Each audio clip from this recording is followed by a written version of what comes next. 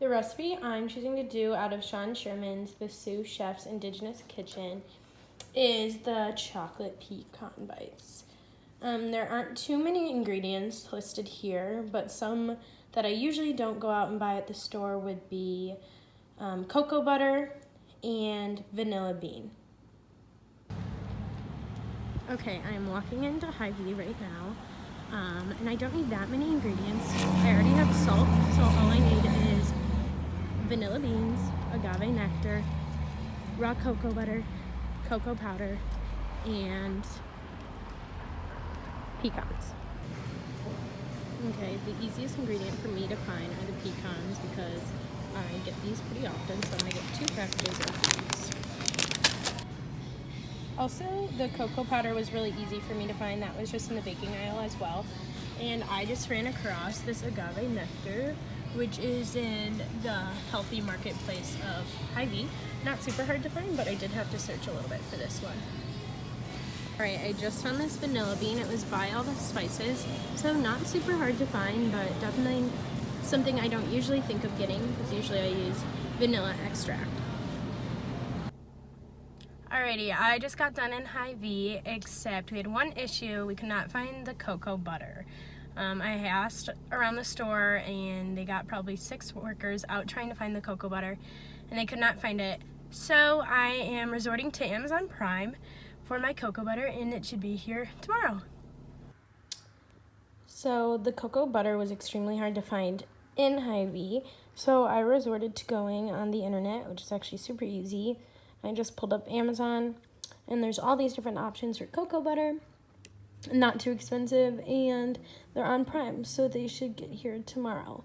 I think I'm going to go with this one, which they're little wafers, so I most likely will have to melt it. But I think this is my best bet for my cookies.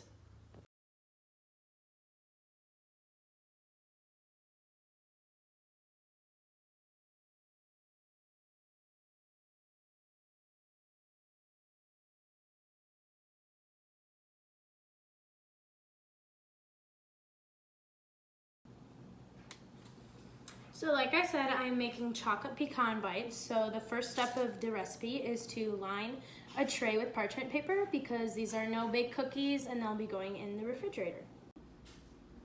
Here is the cocoa butter I ordered off of Amazon. It just came in today. They're actually in little wafers, so I'm gonna need to melt those first in this saucepan. I don't know exactly how much the wafers will shake out to be, but I need 1/4 cup of melted cocoa butter, and this whole bag is a 1/2 cup. So I'm gonna use half of these wafers and put them in the saucepan to start melting them. While my cocoa butter is melting, I'm going to measure out my cocoa powder. I got the 100% dark cocoa powder without any added sugar to represent the most indigenous food way I possibly can, because with their chocolate, they did not have any added sugar in it.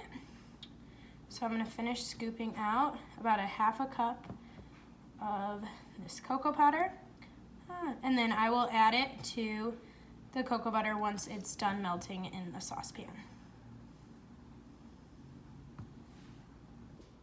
The cocoa butter is now finally melted, and I just poured it out into the measuring cup to make sure it was 1/4 cup, which it is.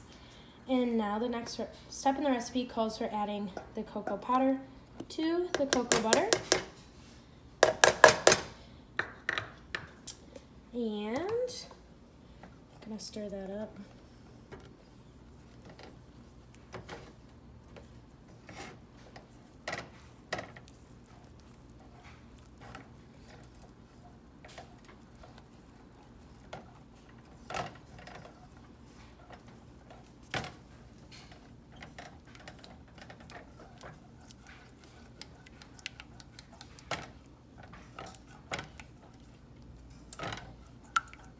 Looks good. So then I'm going to put this all the way on low so the chocolate doesn't burn, but it stays warm while I am prepping the next steps.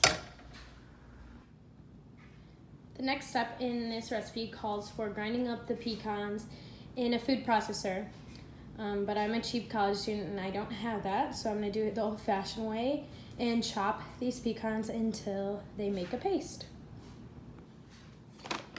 So I'm going to measure out 2 cups of pecans here. About 1 and 2. And I'm going to chop these till they make a paste. So Sean Sherman says that this recipe wasn't technically a native recipe, but chocolate was brought to the people by the Aztecs, and it still represents the indigenous foodway. And I bet they did not have food processors, so they probably did it the same way I'm doing it, by just chopping it up. This might take a little bit, but it's okay.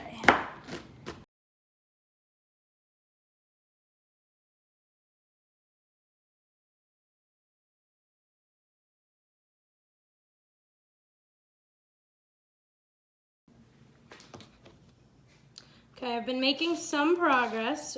The recipe calls for getting it to a paste. I don't really know how realistic that is without a food processor, but I'm really getting close, so I'm gonna keep going for a little more.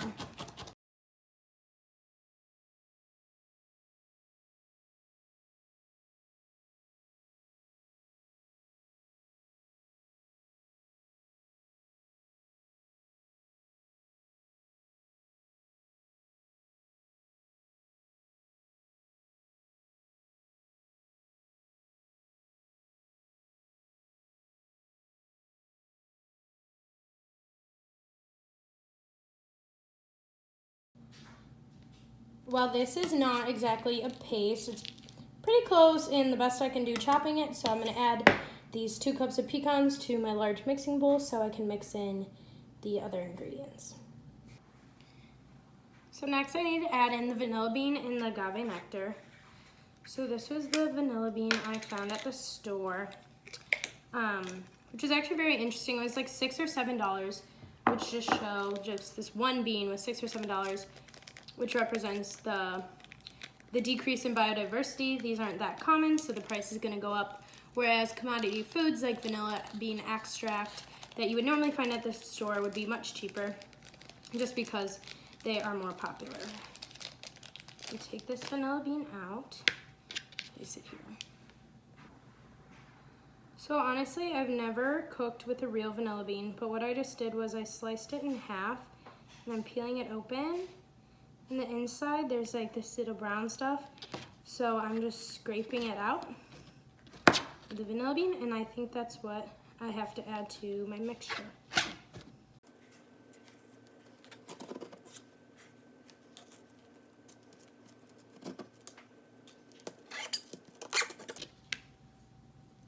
So I'm gonna add this.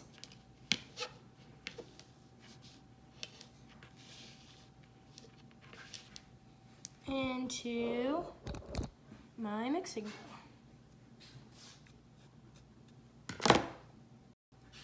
Next, I'm going to add the agave nectar. It calls for 3 tablespoons.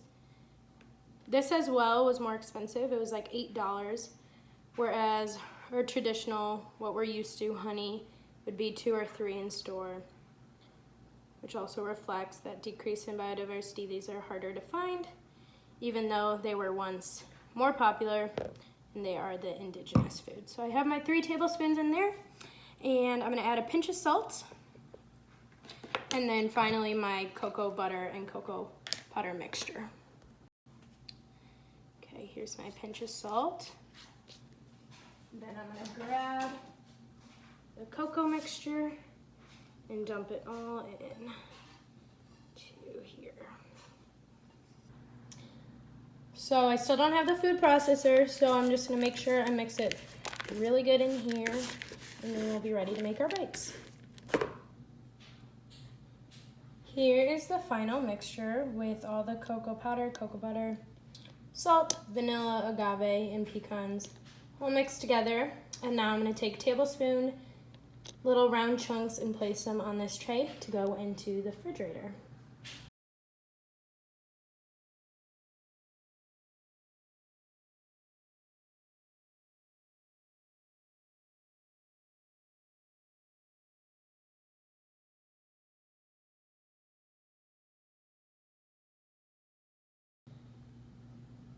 This recipe was supposed to yield 12 to 14 bites, and I got 13 out of it. So here are mine, and I'm gonna pop them in the refrigerator and let them set.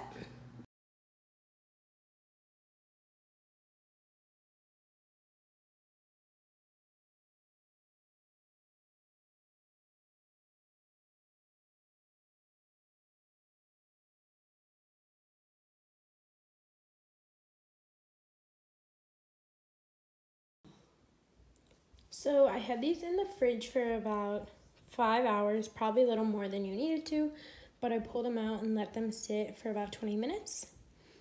And I'm gonna try a bite of one.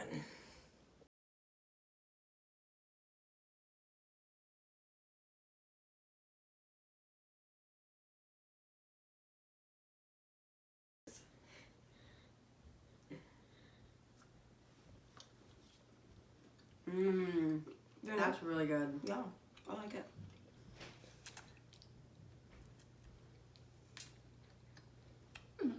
That's actually pretty good. Yeah. I was not expecting that. Hi, my name's Andrew, and I'm with the Food Network.